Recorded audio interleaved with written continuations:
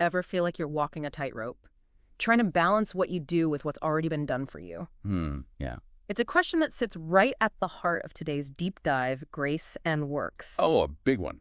You guys send in some seriously thought-provoking excerpts on this whole debate, and honestly, it's one I'm always up for unpacking. And you've got the perfect partner in me for it. Because really this debate goes straight to the core of how we understand, well, our relationship with God. Wouldn't you say? 100%. So for anyone just tuning in, we're diving into the deep end of the pool on this one. How do grace and a believer's actions actually work together, if at all, when it comes to salvation?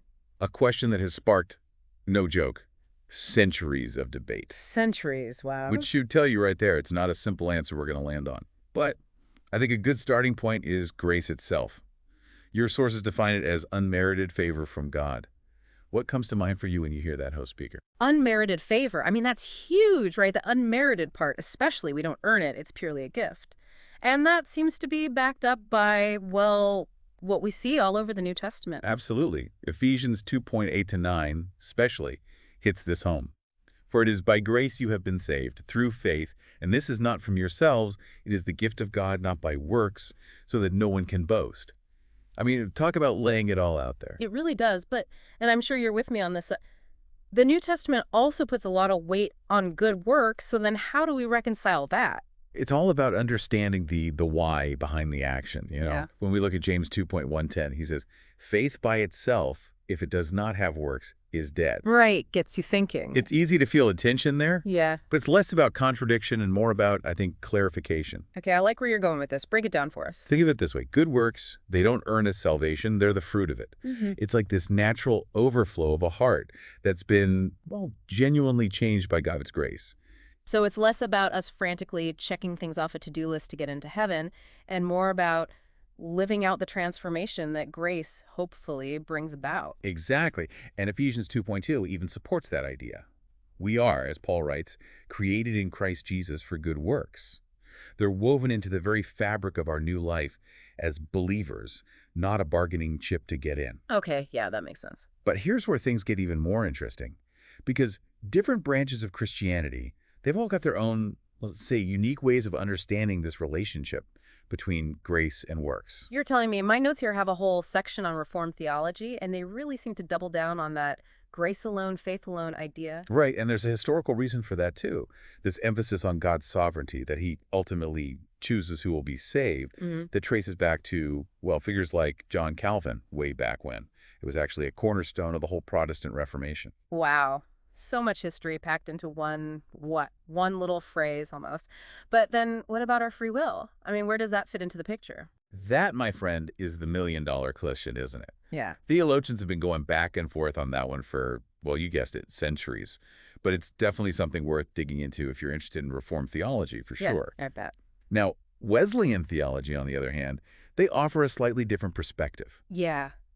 That's where this whole prevenient grace idea comes in, and I'll be honest, I had to look that one up. Don't worry, you're not alone. Prevenient grace, it's like this initial act of God's love, almost like this setup, that makes it even possible for us to choose faith in the first place. Okay. It acknowledges, at least in part, our free will in responding to God. So it's like God extends his hand, and then it's up to us to reach out and grab it. There you go. That's a great way to visualize it. And once we've accepted that grace, it's like we're empowered. We're empowered to actually live a life transformed by that faith, which then naturally leads to good works. I'm sensing a theme here. No matter which way you slice it, grace seems to always be the catalyst. Exactly. Yeah. But that doesn't mean good works are just irrelevant. Oh. I mean, they play a vital role, especially in Wesleyan thought, in our growth and what's called sanctification as Christians. Okay, so it's not just a one-and-done deal. Like, okay, I'm saved, I'm good. It's about continuing to grow in our faith. You got it. It's a cycle, a beautiful, messy, ongoing cycle. Grace enables faith. Faith leads to a changed life. And then that transformed life naturally produces, ideally, good works. I love that. But before we get too far ahead of ourselves, we have one more perspective to at least consider. Catholicism. From what I gathered and what you sent, Their view adds a whole other layer to this whole conversation. Oh, you're not wrong. Catholics see both grace and good works as essential elements for salvation. Wait, hold on. Doesn't that sound a little bit like we're, I don't know, earning our way into heaven? I thought we already established that wasn't how this works. It's not quite as, let's say, black and white as that. Hmm. Catholic theology places a ton of emphasis on what are called sacraments, things like baptism and communion. These are seen as like channels of God's grace. Right. Those rituals that are believed to actually impart God's grace, not just symbolize it. You got it. And participating in these sacraments, it's a way to actively cooperate with that grace in our lives. Yeah. And it goes hand in hand with living a life of virtue and good works. It's about aligning your actions with your beliefs and essentially allowing God's grace to work through you in the world. So less about checking boxes and more about, I don't know, a lived faith. Precisely. It's about reflecting the transformation that grace hopefully brings. Wow. Okay, so we've covered a lot of theological ground here. And it's clear this whole grace and works debate is about as far from simple as you can get.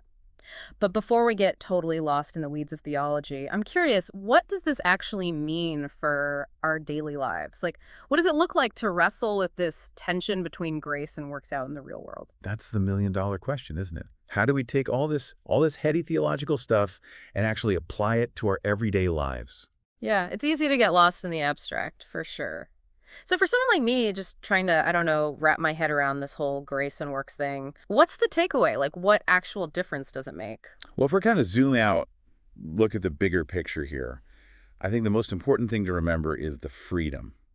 The freedom that comes with truly grasping grace. Freedom. Okay, now you've piqued my interest. How so? Well, think about it. If we truly believe that we're saved by grace, a pure gift, something we could never earn, it's like this weight gets lifted off our shoulders, you know?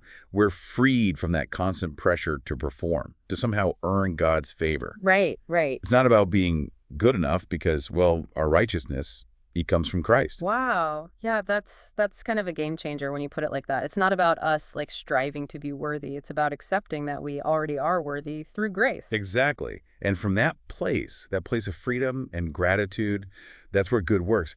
They should just flow naturally. It's not about obligation anymore or fear, but love. It's like that quote, preach the gospel. And if you have to, use words.